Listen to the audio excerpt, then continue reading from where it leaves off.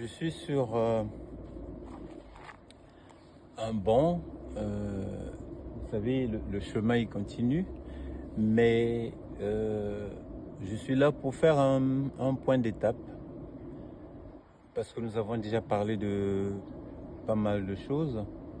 Faire un peu le point sur, avant de continuer la lecture de l'empreinte lumineuse du temps sur l'axe karmique, parce qu'il y a beaucoup de choses à dire, à voir, mais c'est bien de se mettre un peu en position parce que nous allons lire les empreintes lumineuses du temps.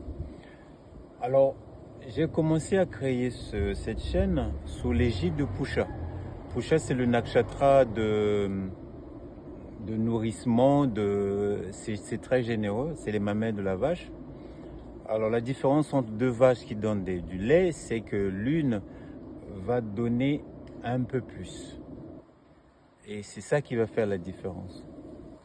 Un truc au-dessus, c'est ça qui va créer la relation, c'est comme un contrat. Donc je vous le dis pourquoi, parce qu'en fait on va commencer à lire les thèmes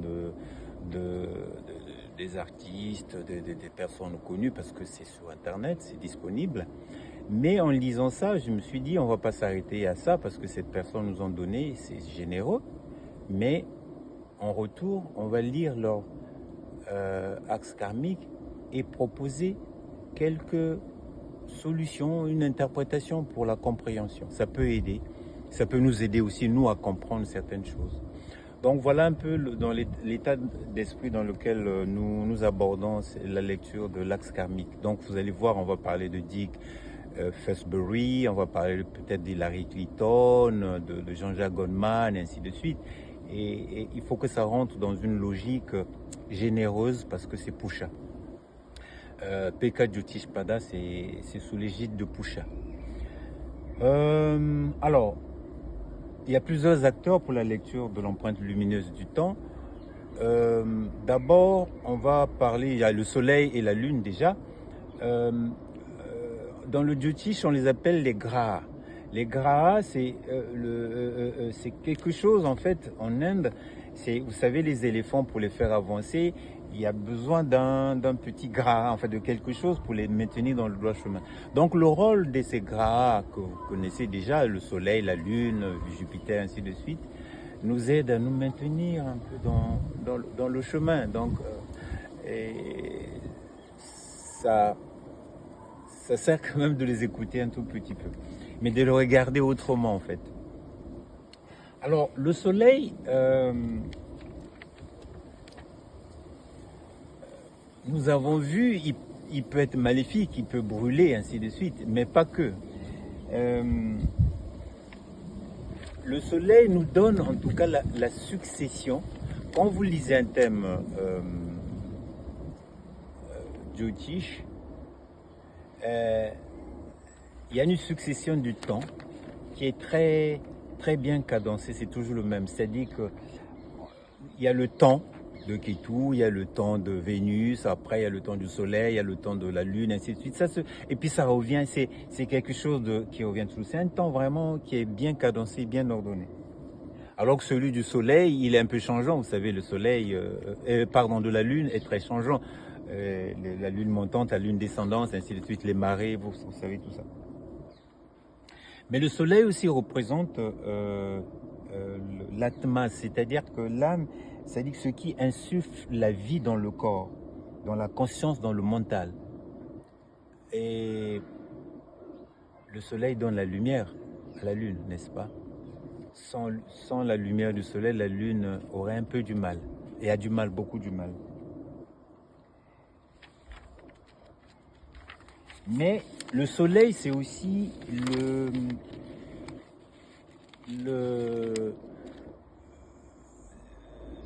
c'est-à-dire qu'il y a 7 jours dans la semaine, chaque jour est régi par une énergie particulière que le soleil donne.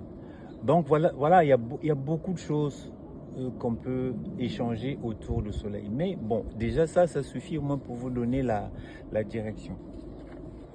Donc, le soleil donne la lumière à la lune. Alors, la lune reçoit cette lumière et il y a deux phases, comme vous savez. La pleine lune, et la lune...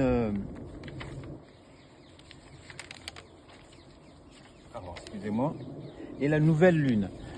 La pleine lune et la nouvelle lune. Donc, pendant la pleine lune, c'est une période qui a beaucoup d'eau.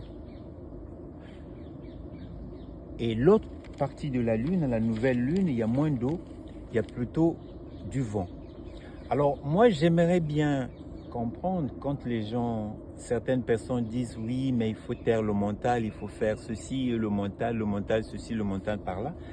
Mais vous savez que simplement la lune c'est l'eau. Dites-moi, on est fait de combien de pourcentage d'eau? On a moins 80% d'eau. Et si vous négligez ce mental-là, qu'est-ce que vous devenez? Qu'est-ce que vous pouvez faire si le mental ne coopère pas? Rien.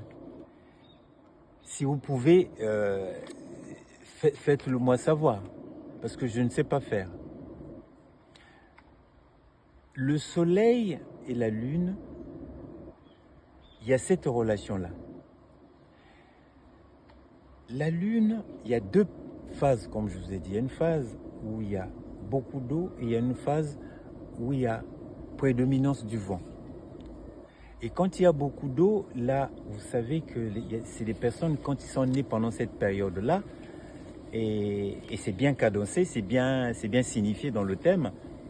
En fait, c'est des personnes, vous les connaissez, je pense, des personnes comme ça qui sont toujours joyeuses, qui ont une joie, mais c'est des boules de joie. Vous pouvez les insulter, vous pouvez tout faire, mais ils dégagent de la joie. Ils ont toujours quelque chose à donner, à être, enfin, voilà. Quand je dis ça, je pense que vous arrivez à vous positionner par rapport à ça. Et la deuxième période, c'est une période où il y a beaucoup de vent et donc c'est des personnes qui sont d'humeur un peu changeante. Aujourd'hui c'est oui, demain c'est non, ainsi de suite. Ils ne savent pas où ils en sont. Le pire, c'est quand on est en Amavasya, c'est-à-dire qu'il n'y a pas de lumière, il n'y a rien. Alors là, c'est la pire des choses. Au Moyen-Âge, des enfants comme ça, on les jetait à l'eau. Parce qu'on savait de quoi ils étaient capables et c'était compliqué. Il y a des personnes comme ça que vous connaissez, et même dans nos vies, il y a des personnes qui sont comme ça. Il y en a même qui dirigent le pays, un grand pays actuellement, et donc vous connaissez, c'est très difficile à gérer ces personnes-là. Et les Indiens, eux, quand quelqu'un naît comme ça, ils les mettent directement dans un couvent ou dans un monastère pour que les prêtres s'en occupent. Donc, je vous dis tout ça parce qu'il faut que ça soit quelque chose d'incarné. La lune et le soleil. Pourquoi on voit le soleil? Mais parce qu'on est fait de la même matière, des mêmes molécules, des mêmes atomes que le soleil. Voilà pourquoi nos yeux peuvent voir le soleil. Donc il y a une parenté là qui va beaucoup, très très loin. Maintenant, revenons à Rahu et Ketu. Rahu et Ketu,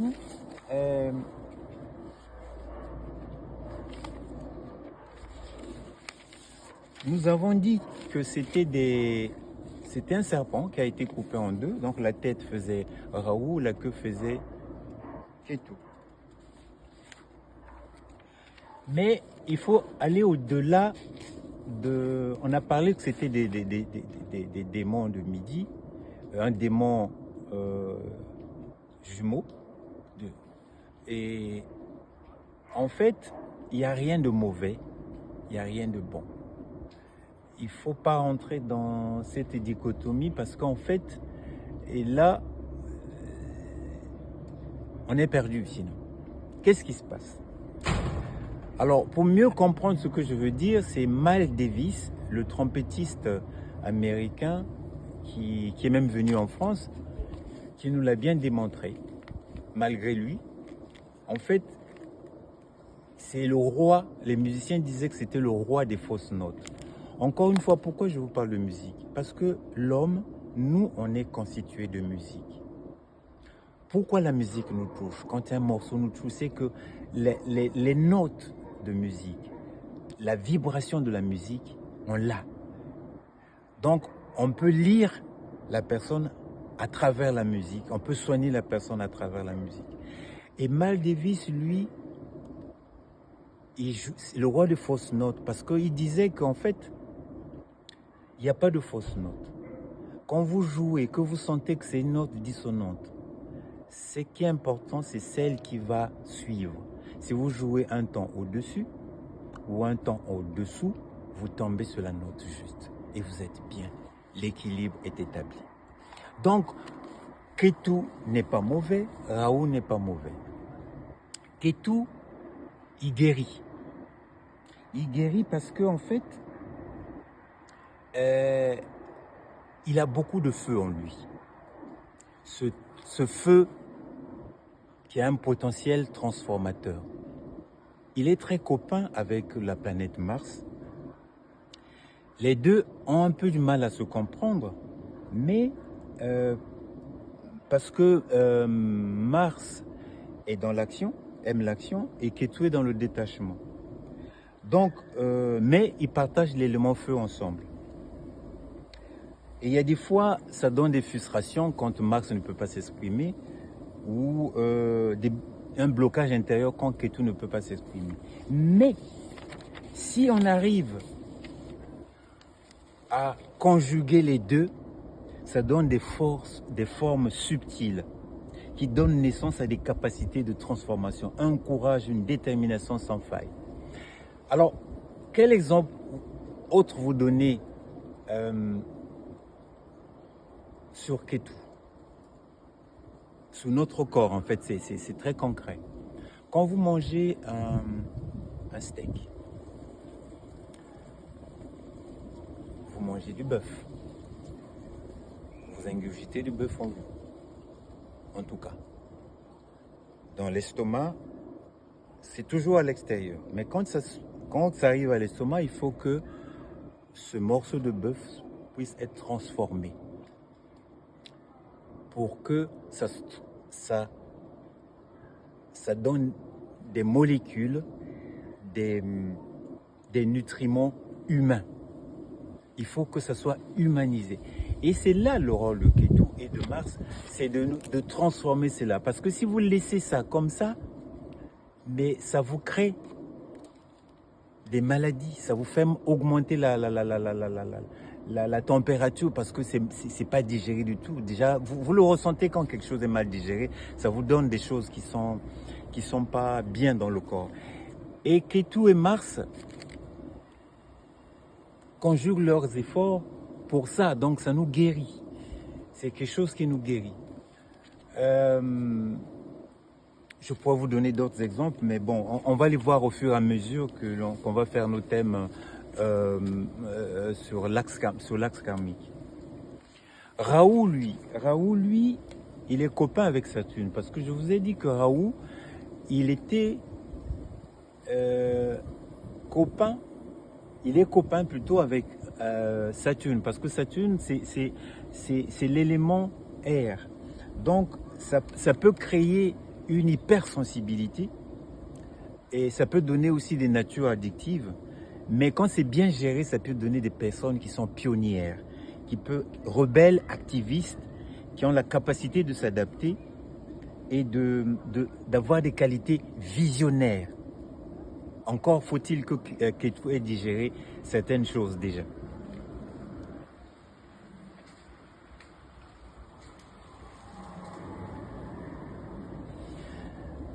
Saturne, c'est quelque chose de fixe. Il aime ce qui est fixe. Il aime des principes que Ketu rejette. Donc les deux, parfois, ils sont un peu en bise-bise. Si la personne est capable d'accepter son karma, qui est fixe, que Saturne amène, ça peut donner une capacité extraordinaire de transformation et de comprendre ce que l'univers nous donne. Donc, Tout ça est utile, ces conjonctions-là sont utiles dans l'axe karmique. Et c'est ce que nous allons voir, mais très précisément. Donc, il y a l'axe karmique Rahu-Ketu. Et sous cet axe-là, vient agir le soleil, vient agir la lune, ça fait une croix, la croix de la matière. Et il y a les signes. Alors, que font les signes? Quand je dis les signes, il y a Capricorne,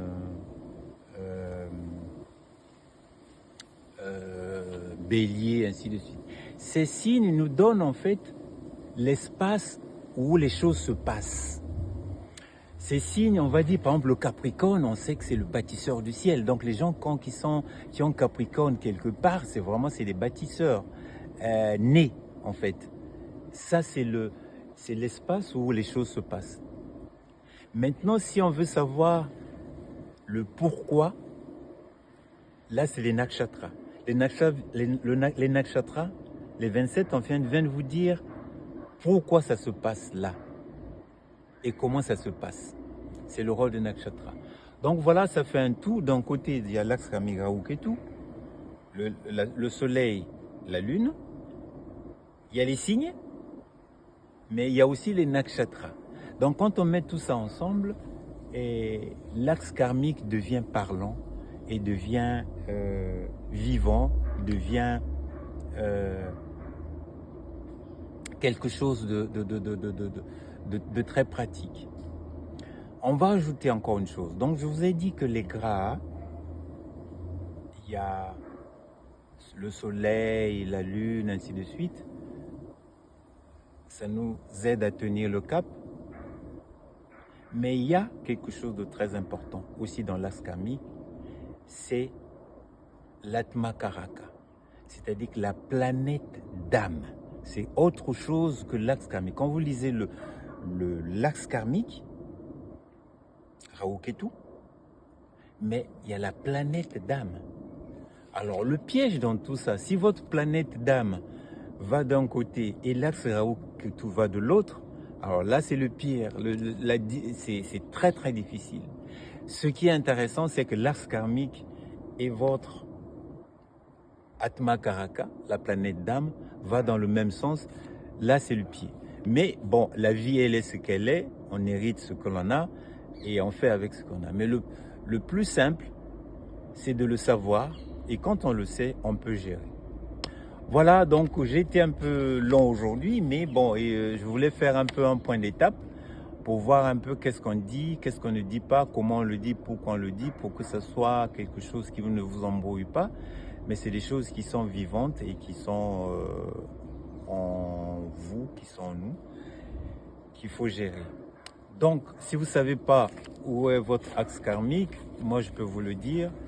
Commentez, likez, partagez et à demain avec la lecture de l'empreinte lumineuse et l'interprétation d'un axe karmique. On va aller beaucoup plus loin un peu que ce que l'on a dit. Bonne soirée, prenez soin de vous. À demain.